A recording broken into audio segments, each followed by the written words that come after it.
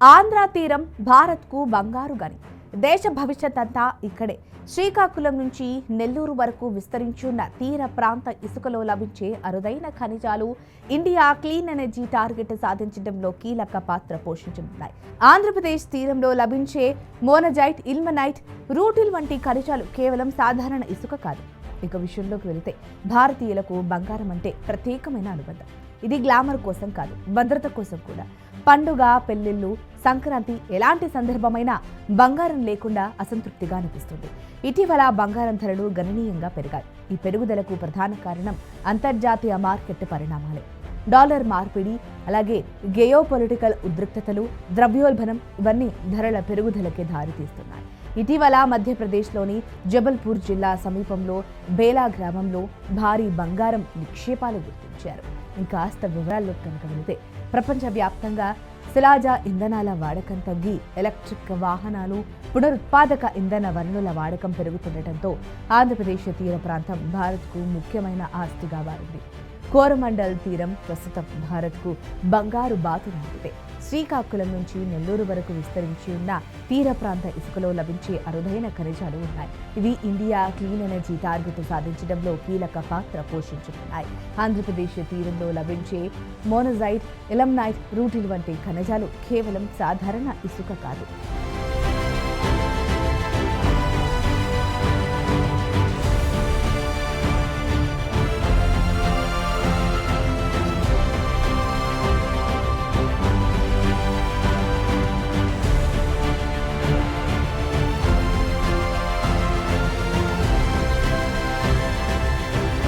భౌగోళిక సర్వేల ప్రకారం ఉత్తరాన భీమునిపట్నం,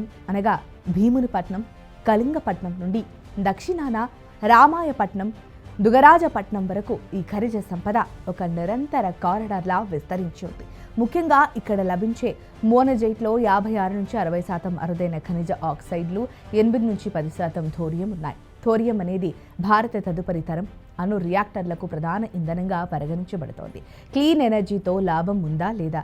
నేడు మనం వాడుతున్న అత్యాధునిక సాంకేతికతకు ఈ ఖనిజాలే ప్రాణం. ఈవీ మోటార్లలో వాడే శక్తివంతమైన శాశ్వత అయస్కాంతాల తయారీకి నియోడైమియం వంటి మూలకాలు అవసరం. గాలి మరల జనరేటర్లో వీటి వినియోగం తప్పనిసరి. సెమీ కండక్టర్లు, మొబైల్ ఫోన్లు, రక్షణ రంగ పరికరాల తయారీలో ఇవి కీలకమైనవి. ప్రస్తుతం ఈ ఖనిజాల సరఫరాలో చైనా గుత్తాధిపత్యం వహిస్తోంది.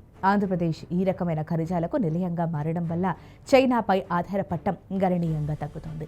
కేంద్ర, రాష్ట్ర ప్రభుత్వాలు ఈ కారిడార్ను అభివృద్ధి చేసేందుకు వేగంగా అడుగులు వేస్తున్నాయి. నెల్లూరు జిల్లా గూడూరులో ప్లాంట్ అనగా ఇండియన్ రేర్ ఎర్త్ లిమిటెడ్ నెల్లూరులో ఏడాదికి 10,000 టన్నుల సామర్థ్యం గల మోనజైట్ ప్రాసెసింగ్ ప్లాంట్ను నిర్మిస్తోంది. ఇది 2026 నాటికి కార్యరూపం దాల్చనుంది.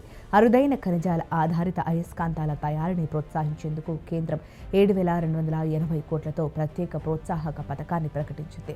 గ్రీన్ హైడ్రోజన్, సోలార్ హబ్బులుగా మారుతున్న విశాఖ, కాకినాడ ప్రాంతాలకు ఈ ఖనిజాల కారిడార్ వెన్నెముకగా నిలవనుంది. ఖనిజాల వెలికితీతలో పర్యావరణ పరిరక్షణ, తీర ప్రాంత రక్షణ ఒక సవాలుగా ఉన్నప్పటికీ అధునాతన సాంకేతికతతో ఈ సంపదను వినియోగించుకుంటే ఆంధ్రప్రదేశ్ భారతదేశ క్లీన్ ఎనర్జీ గేట్వేగా మారుతుంది అనడంలో సందేహం లేదు.